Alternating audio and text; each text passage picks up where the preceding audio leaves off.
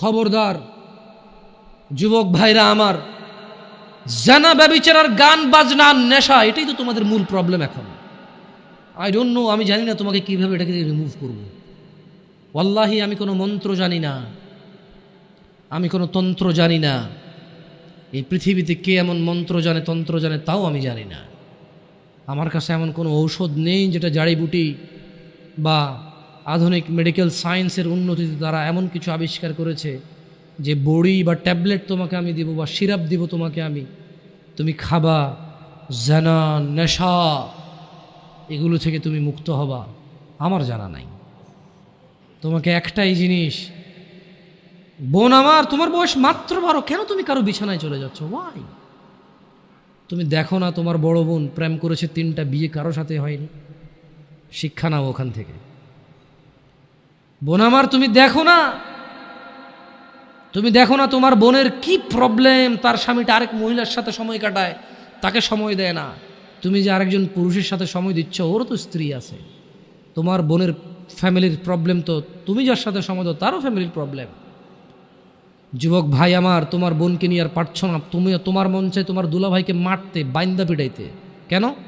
সে তোমার বোনকে কষ্ট দেয়, পরকিয়া করে তোমার বোনের উপর সন্দেহ করে, জুলুম করে। তুমিও তো কারো দুলাভাই, তুমিও তো আরেক মহিলার সাথে সময় কাটাও, তোমার বউকে সময় দাও না, জুলুম করো।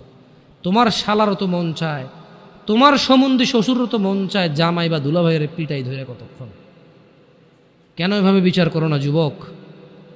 বোন আমার, তোমার বয়স মাত্র 14, মাত্র। আহা, তুমি এই বয়সে সিগারেট খাওয়া শুরু করে দিছ, আফসোস বোন আমার। আর তুমি তোমার এই নাজুক, এই মহামূল্যবান, ইজ্জতদার তোমার শরীরকে আল্লাহ কত মূল্যায়ন করছে। তুমি জাহান্নামে গেলে তোমার বাপ জাহান্নামে যাবে, ভাবা যায়?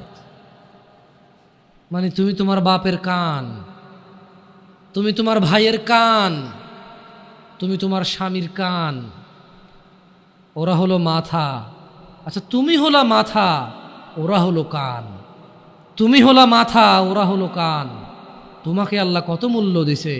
কারো মাথার মধ্যে যদি কেউ বাড়ি দেও, কি বাঁচবে? বাঁচবে না। যত বড় ডাক্তার, কবিরাজ, যত উন্নত চিকিৎসায় নিয়ে যাক, যদি ওর মাথা ফেটে চৌচির করে দেয়, মস্তিষ্ক বেরিয়ে যায়, ওর বাঁচার চান্সেস কতটুকু আছে আর কতক্ষণ আছে?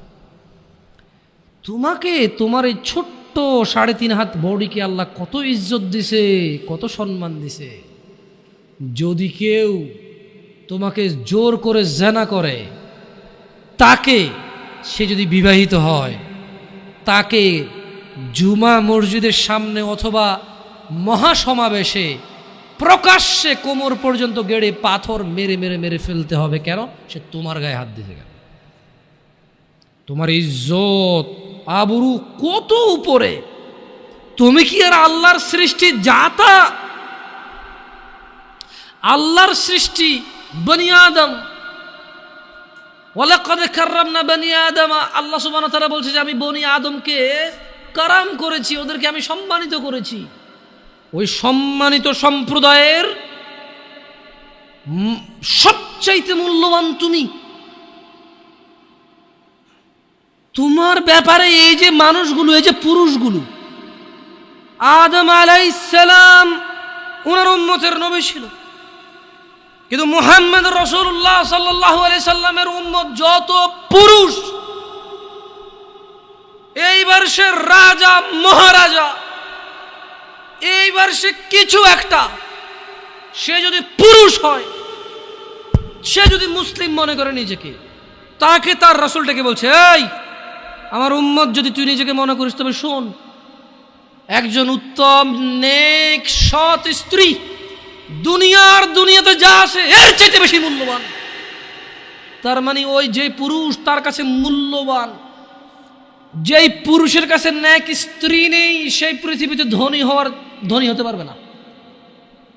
ধন সম্পদ, ধনী দরিদ্র তো কিছুটা কাউন্ট হয়। স্বর্ণ আছে এত ভরি, রূপা আছে এত ভরি, জমি আছে এত বিঘা, গাড়ি আছে এতটা, ব্যাংকে টাকা আছে এতটুকু, কোম্পানির মালিক হলো $10,000 বিলিয়ন কোম্পানির প্রাইস, 2,000 কোটি টাকা কোম্পানির প্রাইস। এভাবেই তো ধনী দরিদ্র বিল গেটস, ওই যে কী কয় এটাকে, কী আছে আম্বানি টাম্বানি, এভাবেই তো ধনী দরিদ্র হিসাবটা, রাইট?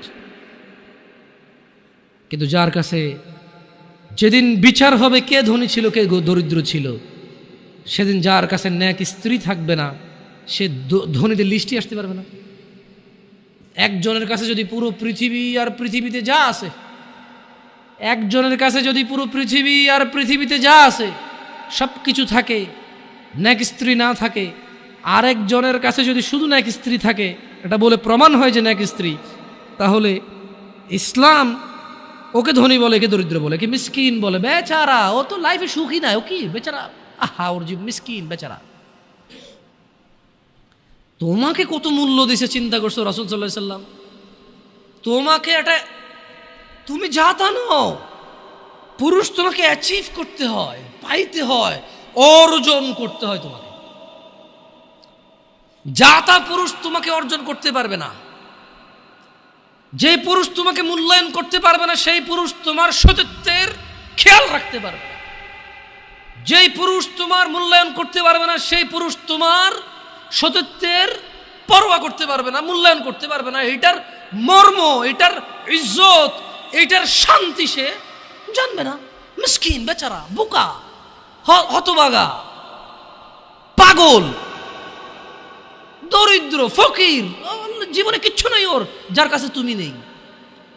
বোন আমার, যার কাছে তুমি নেই তার কাছে পৃথিবীর কোনো সম্পদ নেই। বোন আমার, 12 বছর 15 বছর বয়সে তুমি কেন বিবাহের পূর্বে আরেকজনকে তোমার শরীর ধরতে দাও? আর যুবক ভাই আমার, কি বলিস কি তুই? এই পৃথিবী আর পৃথিবীতে যা আছে এর চেয়ে মূল্যবান হচ্ছে এই মেয়েটা। তো এরকম মূল্যবান একটা জিনিস ওর ধরে ছুঁয়ে তুই ওকে ওর মূল্য কমিয়ে দিবি? এত বড় জুলুম ওর প্রতি তোর? তুই আল্লাহকে ভয় করিস না তাই বলে এতটা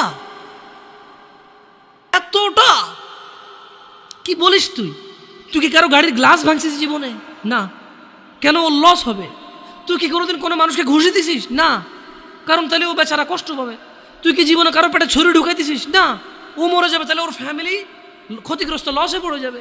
তুই কি কারো টাকা মারছিস কোনোদিন? না, তাহলে ওর ফ্যামিলি টাকার কারণে কষ্ট পাবে। তাহলে তুই কেন তুই এত ছোট ছোট বিষয়গুলো খেয়াল রাখিস যে আরেকজনের লস হবে? তাহলে তুই এই মেয়েটার জীবনটাকে তুই কি করলি? তুই পুরো পৃথিবী আর পৃথিবীতে যা আছে সব কিছু বিক্রি করলে যে সম্পদ হবে, সব কিছু অর্জন করলে যে অর্জন হবে, এর চাইতে মূল্যবান তুই তুই ওকে সতীত্ব থেকে বের করে নিয়ে আসলি।